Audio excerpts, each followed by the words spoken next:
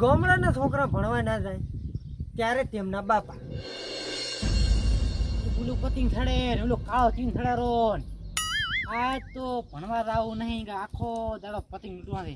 પણ ઘરી કાકા પાસે કક મહાલું કાઢવું પડશે ઘરે જાતો ઉપાજી ભણવા જાતો ઉપાજી નહીં ભણવા તો સાહેબ મારશે ને ઘરે જાતો ની હમો કાકો વધારે મારશે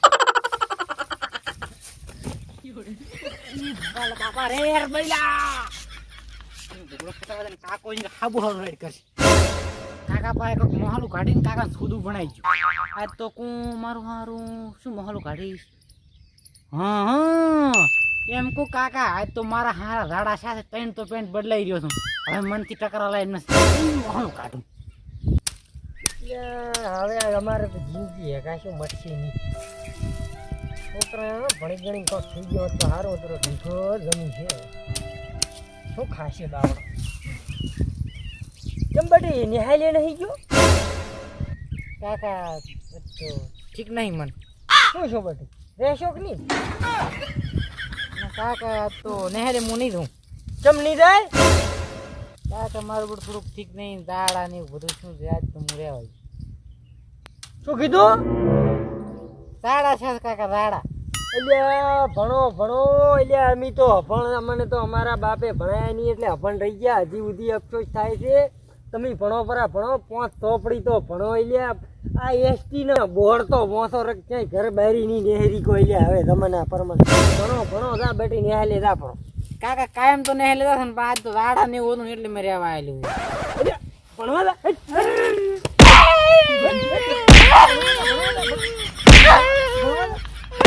ના મુની તો ભણવા નહીં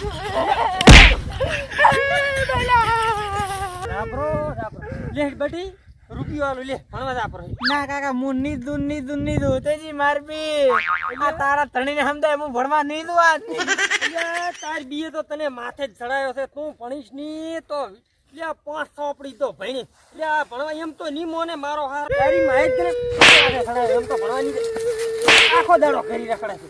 પતંગ ચડાવે છે આખો દાડો પાસ કે છે પણ અરે ભણવા જાતા હોય તો આજ તો તને કોહડી જ મેલવા જાવો છે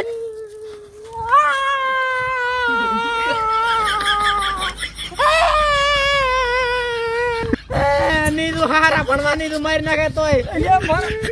આપણે હોમો થાય છે ભણતા નથી એટલે હરુપારનો મારીને ભણાવું પણ તને ભણાવું આખો દાડો ભાટકું ધંધો કરવો ને શહેરના છોકરો ભણવા ના જાય ત્યારે તેમના બાપા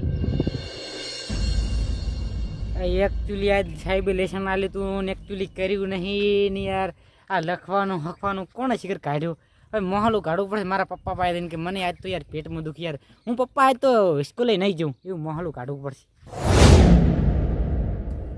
એકચ્યુઅલી મારા પપ્પા ઘરે છૂટા હશે મને જવા દે પપ્પા આય બડી આય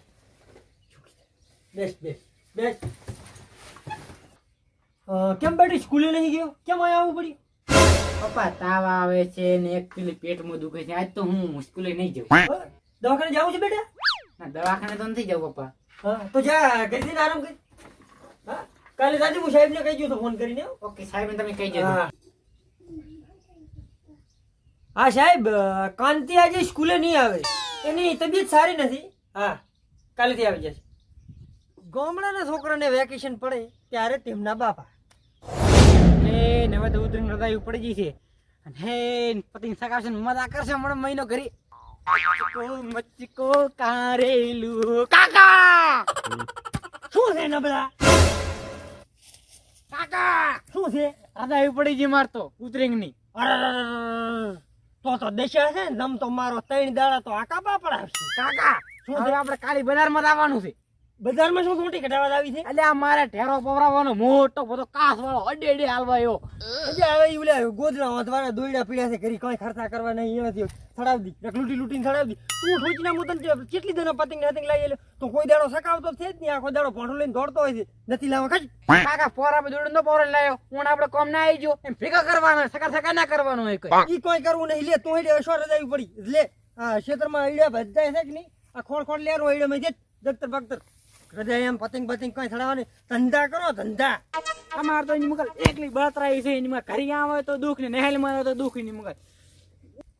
કાકા ના પરો કોઈ નહીં, પણ ખેતરનું કામ મત કરાવશો, અમે તો લૂંટીને પડી સકાવશો. લે કોમ કરી કોમ, રોટલા નથી જોતા કોમ કર. આ મારો હારો ભાડામાઈનો ની મોને. અને શહેરના છોકરા ને વેકેશન પડે ત્યારે તેમના બાપા